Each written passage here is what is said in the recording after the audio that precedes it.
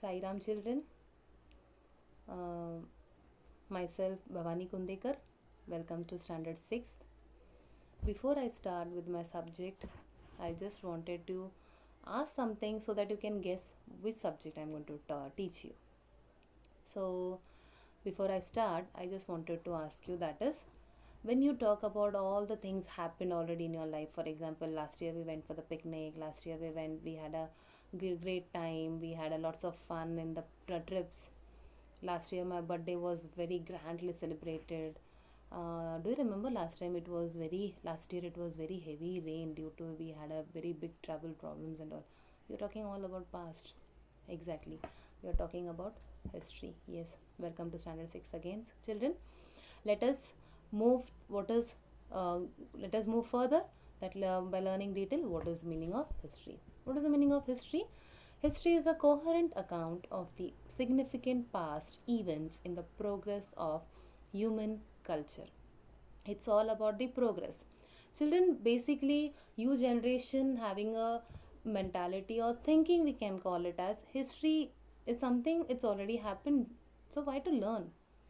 Children, but when you learn history, it is already almost giving you a development place, not a downtrend, we can call it as. See, it is given progress of human culture.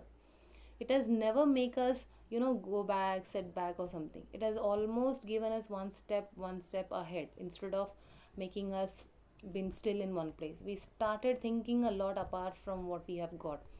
After the ancient period, now we are in a medieval, now after that we were in a modern, now we are in a contemporary history. Exactly, we're now in a contemporary world.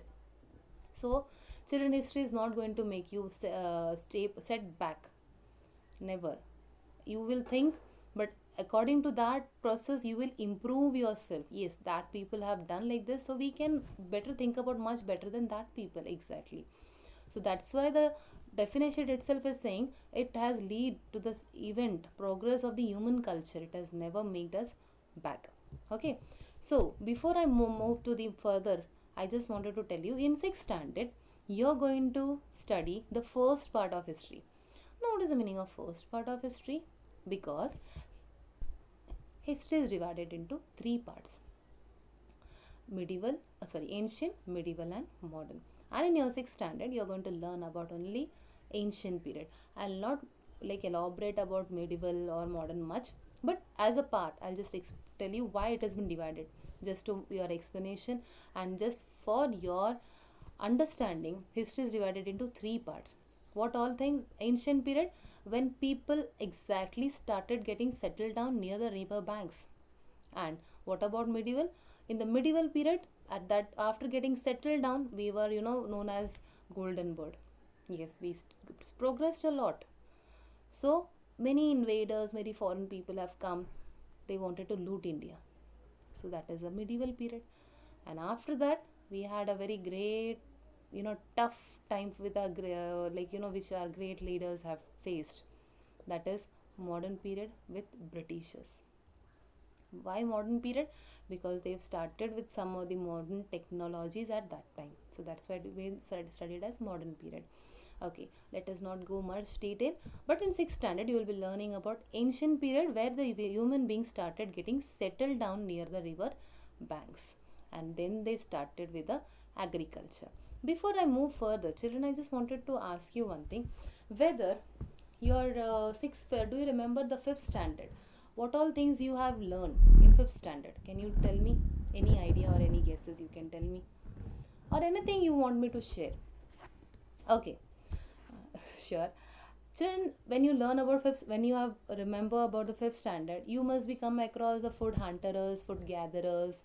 They were the, you know, moving from one place to another. They were not settled. They were moving from one place to another for the food. Sometime for their survival. Why survival? Because living in a jungle is not a easy task for them. So they have to move from one that place to another. Slowly, then they started thinking living in a group can make a you know easy life very little easier. Exactly. So slowly they started thinking, okay, we can even cultivate crops and all, we can even cultivate the trees. It's not naturally, we can also do that thinking things started taking place in the minds of the people of human brain exactly at that time. So they started getting settled down in one place. That's why that age has been known as ancient period. Exactly, children, ancient period. Now let us go in detail about the ancient period. But before we start with the ancient period, your first topic is trying to tell you that geography and history, that it's though both the subjects are interdependent, and the topic is Indian subcontinent and history. Now, what is Indian subcontinent and history? They are trying to tell you that all the places, wherever things, or wherever the places or lands or climatical condition it differs, there the history is also different. How different? Because of the climatical condition, because of the lifestyle of the people living over there. So that's why the history and geography both are inseparable or interdependent to each other. We can take an example of tsunami. 2004 we have come with a tsunami exactly. You still remember that we kept it, we keep it as a record. This last year we had a heavy rainfall, so and so dates and all. There was a natural disaster around all the places of villages or exactly. So that all things we are keeping a record. That has taken place. We are keeping it as a record as a history. But why it happened? Because of heavy rainfall. What is the rainfall? Is all about climate exactly. So that is what geographical condition and history. That is your subtopic of your chapter. First subtopic of your chapter, geographical condition and history. Geographical condition and history. When we talk about geographical condition, geographical condition and as well as history both are different, because both are making us see this one inseparable, because geographical condition depends and then the history also accordingly differs according to the geographical condition of that area. Suppose children, if you are in a tour to this towards the south, where there you go, do you carry example for example carry a full woolen clothes and full hand gloves and all everything you will carry and you will move? No, because it's near the coastal areas exactly. So we'll have a lot of what we call summer or hot. It may be a climatical condition, may be hot. Okay, once you reach south in like south tour, for example, if you are visiting to the Vivekanandam Memorial exactly, if you visit over there and suddenly if you feel like to have a vada pav, is that you can order?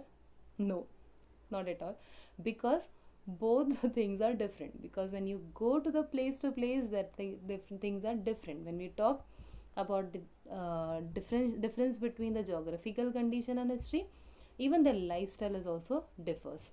Our diets, our houses, our clothings, our occupation, that also makes vast difference.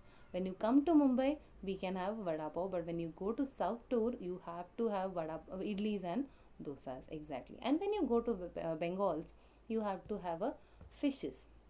And when you go to the north, that is to the Punjab side and all, you will have a parathas and lassis exactly. Now let's move further. Now this is a definite, this is trying to elaborate more about history and geography are inseparable. History is influenced by geographical condition in many ways. In many ways means that is what? Diet, clothing, occupation and housing exactly. Their houses, everywhere it is different. And now first I told you about the diet. As I told you previously right now only, that when we go to south you will be having a diet of idlis, dosas and all. When you go to west, you will be West Bengal, you will be that is east, sorry, but not west. West Bengal, if you go, you will be having a full diet with the fishes and all. When you go to the Punjab side, you will be having a fully of parathas, all the types of grains exactly. When you come to the like Deccan Plateau side, that is Maharashtra side, you will have chapati, bhaji, all type of vada pav or something, misal pav, something, yes. So this kind of a, everywhere if you go, different diets are there. Nobody will have that much of a craze for lassi when you see for the Punjabis exactly. Nobody will be that craze who are in a coastal areas, they will not be that much craze like for fishing. Every day will not go for a fish to have a staple food like a fish, but coastal people, their staple food is fish. So children, that's why the topic is given, the things are given, that history and geography are inseparable. See, as I told you, their way of housing, the diet, occupation, so everything differs. I told you about housing, I told you about the clothes, I told you about the diets also, but I didn't told you about the occupation. Children, occupation is something, the person who is staying very near to the sea areas, is it possible for him to go work out of the place and come, or something where he cannot come back again in an industrial area which is very far away? At that time it was not a easy job for traveling and all. I'm talking about ancient period and not now. Ancient period I'm talking about. It was easy? No. So what people started thinking, okay, instead of moving for so long in a walking distance, walking places, we'll start the occupation here itself. The coastal people who used to live near the coastal areas, they started fishing as an occupation. Yes, those who people live near the Deccan and plain areas, they started making the farming as an occupation. Those who have living near the sea or ocean, near the sea coast or something like that, their occupation become like, like dropping and picking up the like a harbor, yes, boat. They transport one place to other, one country to, or crossing the river and bringing them back, like that. So place to place, even their occupation also differs. Now geographical features of India. Now geographical features, as I in the last previous one subtopic only I have explained, their occupation, their diets, everything differs, like by because the geographical features of India is totally different. Children, earth looks round, no doubt it is round, but do you feel it is fully plain? There is no up and downs, there is no holes and nothing in it. No, it's fully up and down. When you move to our to the earth fully, don't go by walking, just telling you, if you travel all over the world, you can see many up and down means, like you will somewhere you will you may find a mountain, somewhere you may see a sea, somewhere you may see a plateau region, somewhere you may see a plain areas. Okay, somewhere you may see a desert type areas. Exactly, this is our features of India. That is what in our, that has been blessed in our country. As you move, at its north lies the Himalaya. As it at its north means to our country I'm talking about. Okay children, at its north lies the Himalaya, to the east the Bay of Bengal, and to the west the Arabian Sea, and to the south the Indian Ocean. Children, can you see all the three sides of our country has been surrounded with ocean and sea, but whereas only the north side is been surrounded with mountains. Exactly, that is a crown of our country. Yes, we call it them as a crown. They are the protecting, like they are like a Himalayas, we call them as a Himalayas or mountains, but that has been also symbolized as a crown for our country. Children, exactly. Now let us move further. The features. The Himalayas, as I told you, it's in the north. The plain of Sindhu, Ganga and Brahmaputra rivers. And the third is Thar desert, where the climatical condition throughout the year it will be constant, means it will be same, it cannot be changed. Same like Himalayas also, throughout the year it will be rain, snowfall. Plain and Sindhu, Ganga, Brahmaputra, there you will be having all the three types of climates. Where about Thar desert, totally, no rainfall at all, will be feeling fully hot, hottest we can call it. Yes. Fourth, Deccan Plateau. Fifth, coastal region. Coastal region, children, Deccan Plateau, sorry. Deccan Plateau, when we talk about Deccan Plateau, it is also telling us about the, it will also have a, equal, like all agriculture kind of occupation, everything will be able to get. But the coastal region, the staple food will be fish. Their main occupation will be fishing. And there the climatical condition will be throughout the day, it will be hot.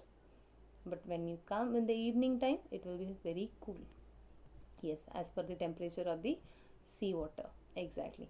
The islands in the seas, which is Andaman. In your textbook, you're learning about Andaman, and we have many more that I'll let you know afterwards. Let us not go in detail about the directly the sixth part of your geographical features. We'll see the first feature of your geographical, that is Himalaya. Exactly. Can you see the peak of the Himalaya? Exactly. That's why this has been known as it has been told as a crown of India. See the way it has been, you know. Yes, it makes us proud that the route through the passes was used by many foreign invaders to enter ancient India. Many foreign travelers also came to India by this route. Children, when we talk about this route, you, as I told you in the introduction of the medieval, ancient, medieval, and modern period, children, after ancient period, go as usual, like India has become a golden bird. They started getting settled down, developed a lot and all. Slowly, the outsiders tried to come to India through mountainous region, but mountainous area. But you won't believe it was very tough, because Himalayas is such a tough mountain that we cannot have a little pass from there that side. But at that time, before the ancient period, they have made a route to enter India, just because to invade. Invade means to loot India. Okay, invaders, here it is written, many travelers, those who are doing the trading system. But can you see invaders? It's written in the third line. Can you see? Invaders are the looters to loot India. That was because India was blessed with all the agricultural things and all other things also, which is like gold, mines, yes, minerals and all. Everything was easily available. That has attracted our invaders to loot India, and they have made a very big, and which is totally difficult, because this is a bypass which has been made in Himalaya. There are two mountains across that. Is it possible for you to just view properly, if you will be able to? Towards the left and right, can you see two mountains? Two mountains are having inseparable place. There is not at all a view can be taken from that side. But at that time, they have made this pass. This pass is known as Khyber Pass, as well as Bolan Pass. And Bolan Pass, there is another word, Bolan Pass. I could get only Khyber Pass picture for you. Khyber Pass picture when you talk about, see, it is so difficult to make a route, but just invader want to loot India, so they have entered in such a way though that they can loot and they can go away and develop their country. Yes, that you will learn in his medieval period. Exactly. But see, can you, if you want, you can just view it. It's such a difficult, like a ghat it is, but they have, but even today it is there, huh? Although it was made in the ancient period, but even today this kind of a this road has been utilized, and this road is also been named as a silk route or silk road, because maximum traders used to travel from here and carry maximum silk materials from here to there. Exactly. So that's why this route is also been known as Silk Road. Exactly. So children, when we talk about Silk Road, now the second part, the plain of the Sindhu, Ganga, Brahmaputra. Sindhu, Ganga, Brahmaputra. When you talk about Sindhu, Ganga, Brahmaputra, it's all about the plain areas where all the sides are with a river covered. Ganga, holy place, holy river we can call it as. It's a very, usually many rituals, yes, our devotees go to prefer to take a bath over there. Exactly. So this is one of the very important place where the development is very nice taken place because of the agriculture and the climatical condition over there. The plain we can go with a very detailed form by getting a good kind of a agriculture system in that area, and that is river Ganga. Yeah, easily water is available in all the parts of near the places of Ganga river, near the places of Sindhu river, Brahmaputra. These are the three big main rivers, and this have many tributaries. Many small lakes and wells are getting connected to this river. Yes, tributaries. Several tributaries are there for these three main big rivers. Exactly. And because of this, nearby areas are very much well flourished with the help of agriculture. Exactly. So, before I come to the conclusion, we have studied about the geographical condition and history and the features of history features in India, and only two features we have covered, that is Himalaya and the plain, that is the Sindhu, Ganga and Brahmaputra. Okay, now I just wanted to identify the picture which is given in the next slide. I just wanted to identify the state, and I wanted to write it in your the book, that what is the costume name called as. I'll not tell you about the costume name, children.